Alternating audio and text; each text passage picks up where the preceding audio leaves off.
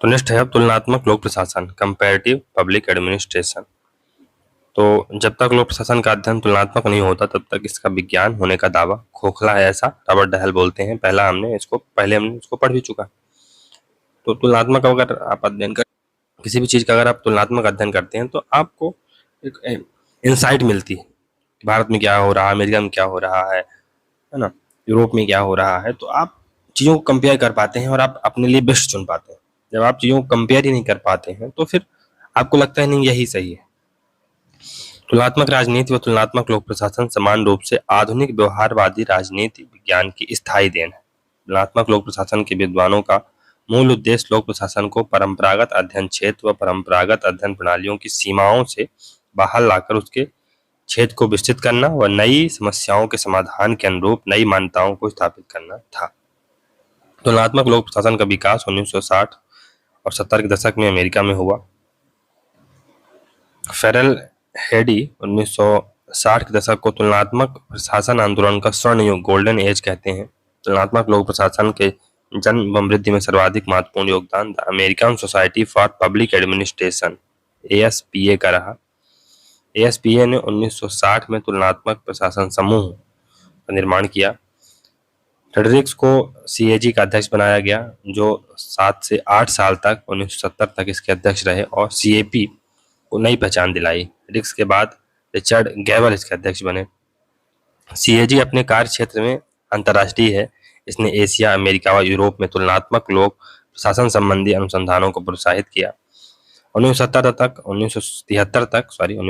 तक CAG बिखर गया क्योंकि फोर्ड फाउंडेशन सहायता मिलनी बंद हो गई थी। तो CPA और CAG से जुड़े महत्वपूर्ण विद्वान फ्रेडरिक्स थे, फ्रेल हेडी थे, ड्वाइट वाल्डो थे, रॉबर्ट डहल थे, जेम्स हेफी थे, रिचर्ड गैबल थे, क्लीवलैंड थे, फिर मॉन्टगोमरी थे, फ्रैंक शेरवुड थे और मार्टिन लैंडाउ थे। मोहित भट्टाचार्य ने वुड्रो विल्सन को तुलनात्मक लोक प्रशासन का जनक माना है।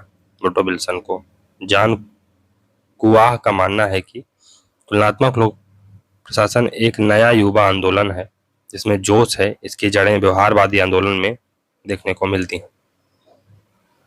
एंडरसन ने भी लिखा है कि उसकी बौद्धिक जड़ें व्यवहारवादी आंदोलन में देखने को मिलती हैं। निकोलस हेनरी के अनुसार एरिक्स की इच्छा CPA को तथ्यपरक, वैज्ञानिक, अमूर्त, सर्व सामान्यीकृत, प्रणालीबद्ध व सार्वभौम बनाने की थी और CPA को ऐसा ही बनाना पड़ा।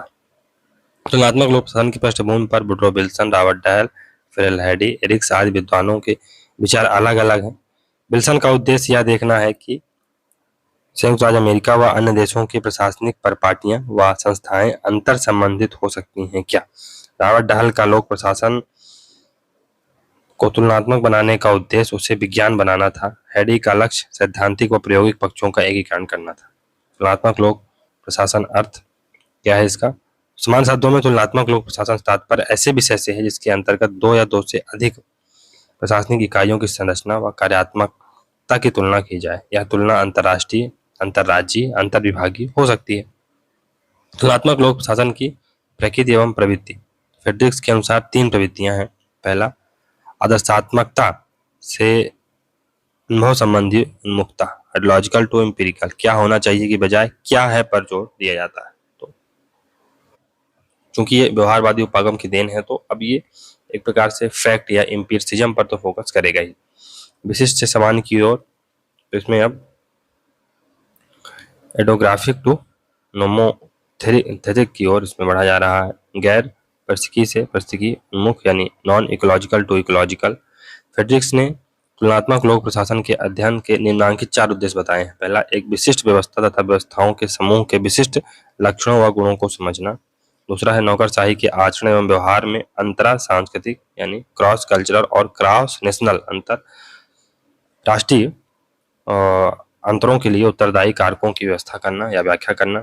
किन्हीं विशिष्ट परिवेशीय स्थितियों में किसी विशिष्ट प्रशासन की सफलता या असफलता के कारणों की जांच करना।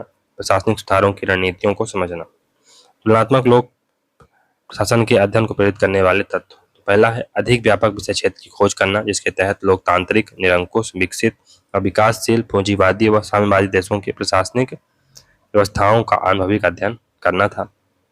यथार्थवादी व्यवहारिक अध्ययनों पर ध्यान केंद्रित करना, औपचारिक व आदर्शवादी की बजाय अनौपचारिक व यथार्थ अध्ययनों पर बल देना, सैद्धांतिक यानी थ्योरेटिकल अध्ययन पर बल, ताकि मॉडल्स व सिद्धांतों का निर्माण कर लोक प्रशासन में वैज्ञानिक अध्ययन को बढ़ावा दिया जा सके।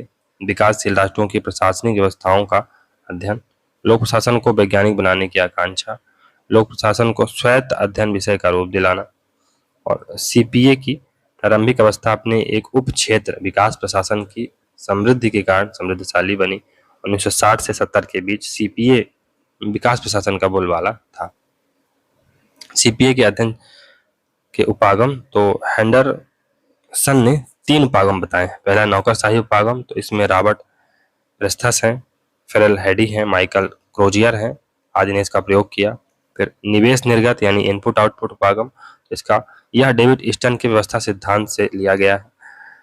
एफडब्ल्यू रिक्स के क्रिस्का औद्योगिक एवं प्रैग्मैटिक मॉडल में यही उपागम का उपयोग किया गया है।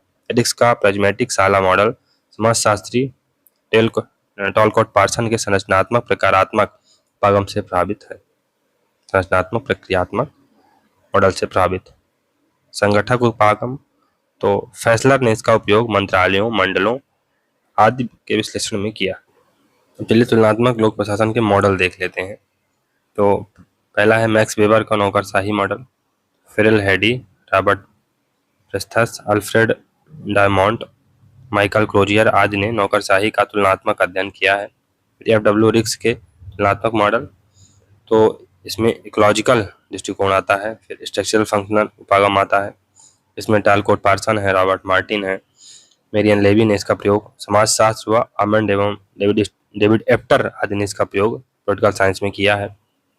फिर एग्रेरिया इंडस्ट्रिया मॉडल, ये एफडब्ल्यू रिक्स का है।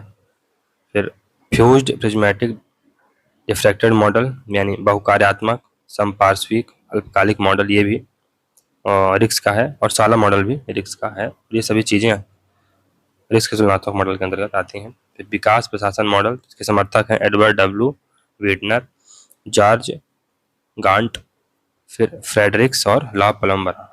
एंथनी डाउन्स का मॉडल, तो डाउन्स ने 5 प्रकार की नौकरशाही बतलाई। पहली क्लिम्बर्स, दूसरी कंजर्वर्स, फिर है जिलोट्स, एडवोकेट्स और स्टेट्समैन। क्लाइंबर्स, CCZAS, तो क्लाइंबर्स, कंजर्वर्स, जिलोट्स, एडवोकेट्स और स्टेट्समैन। नौकरशाही के 5 प्रकार एंथनी डाउन्स बताते हैं। एंथनी डाउन्स ने अपनी पुस्तक इनसाइड ब्यूरोक्रेसी 1967 में नौकरशाही की निंदा करते हुए लिखा है, नौकरशाही जिंदा रहने की सहज प्रवृत्ति से प्रेरित होती है और नौकरशाह अपने व्यक्तिगत स्वार्थ से प्रेरित होते हैं। इस संबंध में डाउन्स ने स्वयं सेवा स्वामी भक्ति यानी सेल्फ सर्विंग लॉयल्टी का नियम दिया है, जिसका आशय यह है कि सब अधिकारी जनहित की बजाय उस संगठन के प्रति पूर्ण ईमानदार व वफादार होते हैं जो उनकी नौकरी की सुरक्षा एवं पदोन्नति नियंत्रित करता है। तो ये अपने आप को ही सर्व करते हैं, अपने लिए ये काम करते हैं। डाउन्स ने नौकरशाही के 5 मौलिक प्रकार बताए। पहला है क्लाइंबर, यह नौकरशाही धन, आय व प्रतिष्ठा को बढ़ाना प्रमुख उद्देश्य मानती है। तो ये नौकरशाही धन, आय, प्रतिष्ठा को बढ़ाना, तो अगर पाकिस्तान की नौकरशाही जो मिलिट्री है या एक प्रकार से चाइना की जो नौकरशाही है, वो इस प्रकार की नौकरशाही में हम लोग उदाहरण इसका मान सकते हैं। फिर संरक्षक यानी कंजर्वर जो ब्यूरोक्रेसी है, ये सुविधा एवं सुरक्षा को महत्वपूर्ण मानते हैं। लताओं के विपरीत ये अपनी शक्ति, आय, प्रतिष्ठा को बढ़ाना नहीं चाहते, बल्कि जो है उसे बनाए रखना चाहते हैं। तो ये कंजर्व करना चाहते हैं। कुल मिला के जो मिल गया है उसको बनाए रखो, मेंटेन रखो। जिलोट्स यानी कट्टरपंथी, तो ये सरकार की संकीर्ण नीतियों के प्रति स्वामी भक्त होते हैं। जो सरकार ने कह दिया वो ये मान लेते हैं, तो ये भक्त टाइप के लोग होते हैं जिलोट्स।